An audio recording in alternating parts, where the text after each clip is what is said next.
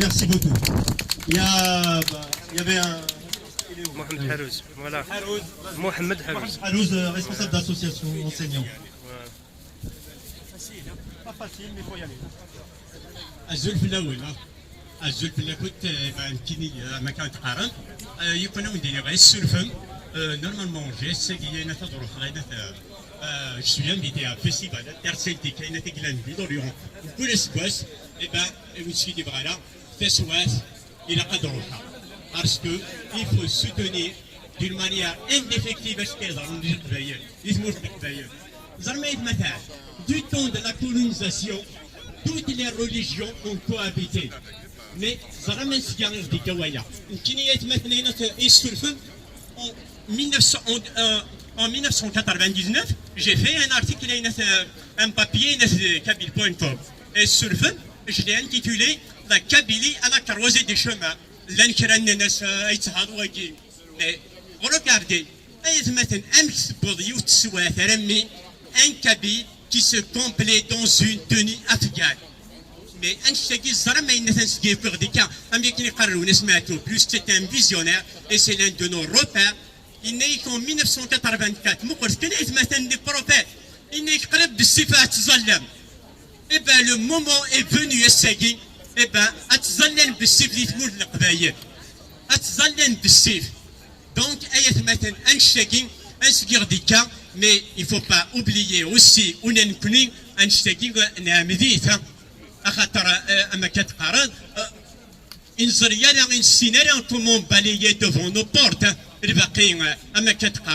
Il y a quand même la liberté de culte. Il a mais à partir de 95 le pouvoir, il avait concocté tout un programme afin de normaliser les. Comment il en avait normalisé? Les plus grandes mosquées ou après Alger à des rites donc tout ça oui pour la liberté de conscience, oui pour les libertés individuelles. Merci. Je vais appeler, je crois que je l'ai vu là, une militante féministe, Souad Baba Issa, où elle est, voilà. De l'association, elle va dire exactement l'association de femmes solidaires, qui est une association féministe, mais voilà. Je suis d'abord militante féministe et de l'association pour la mixité, l'égalité et la laïcité en Algérie. Moi, ce que je veux dire aujourd'hui, c'est que si notre association soutient justement les déjeuneurs, c'est parce que nous pensons que c'est un combat de portée universelle, parce que la liberté de conscience est une valeur universelle que nous devons défendre. Elle est transversale des cultures, d'un territoire, d'un continent. Elle est une valeur avec la laïcité, puisqu'elle est le préalable à la laïcité, la liberté de conscience. Elle est essentielle pour construire des sociétés démocratiques et égalitaire entre les citoyens. Elle appelle à un vivre ensemble. Elle est rassembleuse et elle n'est pas justement porteuse de répondre à des particularismes ou à des différentialismes et à faire, au nom de la différence, des droits différents. Nous sommes fatigués de ceux et celles qui instrumentalisent la religion déjà dans les choix politiques pour nous imposer leur joug et leur dictat au quotidien et dans nos vies quotidiennes.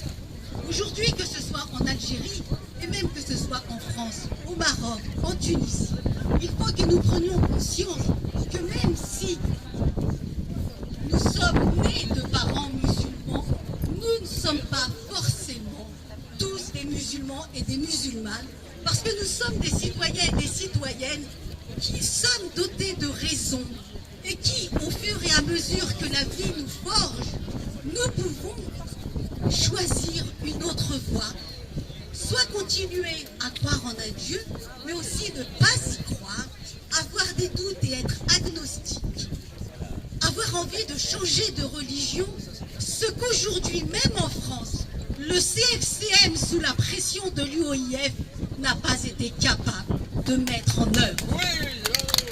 Et quand aujourd'hui, dans ce discours public qu'il y a en France par rapport à nous, parce que nous nous appelons Sohaib, Mohamed, etc., nous sommes présupposés appartenir à la communauté musulmane, je dis non, non et non.